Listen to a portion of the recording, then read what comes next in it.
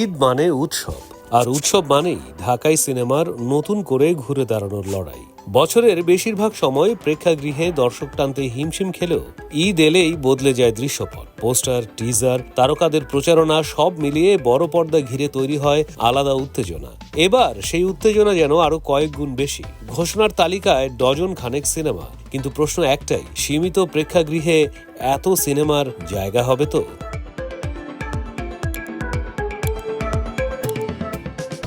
ঈদের আলোচনার কেন্দ্রে রয়েছে প্রিন্স। ৯০-এর দশকের অপরাধ জগৎ ও গ্যাংস্টার সংস্কৃতির পটভূমিতে নির্মিত এই সিনেমার প্রধান চরিত্রে আছেন শাকিব খান।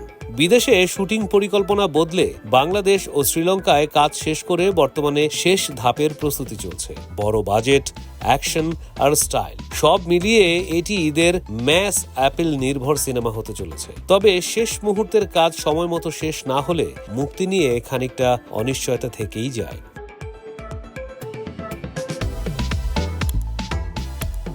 অন্যদিকে ভিন্ন ঘরানায় আলোচনায় আছে দম। এতে অভিনয় করেছেন আফরান নিশো। বাস্তব ঘটনা অনুপ্রাণিত সার্ভাইভাল ঘরানার গল্প এটি। বিদেশে শুটিং, সব মিলিয়ে সিনেমাটি শহুরে ও কন্টেন্ট নির্ভর দর্শকের আগ্রহের কেন্দ্রবিন্দুতে রয়েছে। সিনেমায় নিশোর পাশাপাশি আছে চঞ্চল চৌধুরী ও পূজা চেরি।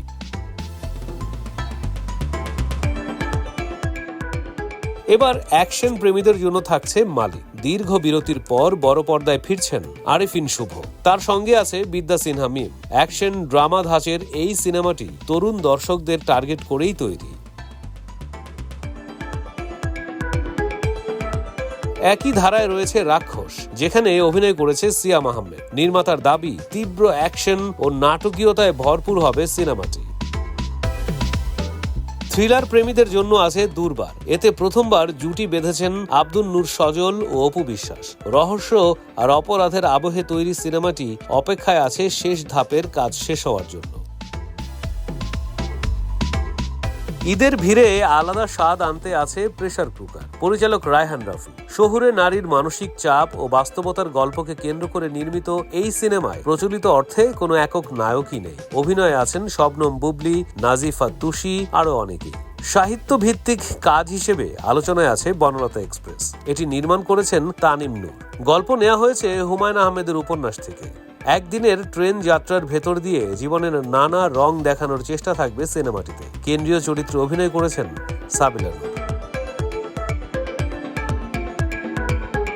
মুক্তির অপেক্ষায় রয়েছে ডোডোর গল্প, যেখানে সংগ্রামী মায়ের ভূমিকায় দেখা যাবে পরিমণিকে। ঐতিহাসিক প্রেক্ষাপট নিয়ে আসছে রংবাজার।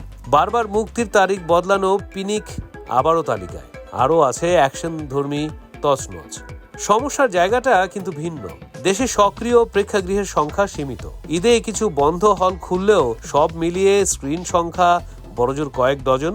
সেখানে ১০-১২টি সিনেমা একসঙ্গে মুক্তি পেলে স্বাভাবিকভাবেই শো কমে যাবে আর ভাগ হয়ে যাবে। আর প্রথম সপ্তাহে অনেক সিনেমাই নেমে যেতে বাধ্য হবে। এই বক্স অফিস যুদ্ধে কে এগিয়ে থাকবে? তারকা ভিত্তিক বড় বাজেটের সিনেমা নাকি কন্টেন্ট নির্ভর গল্প? সবকিছুর ভিড়ে শেষ পর্যন্ত টিকে থাকবে কোনগুলো? যেখানে সংখ্যার লড়াই নয়, দর্শকের মন জয় করাই হবে আসল বিজয়।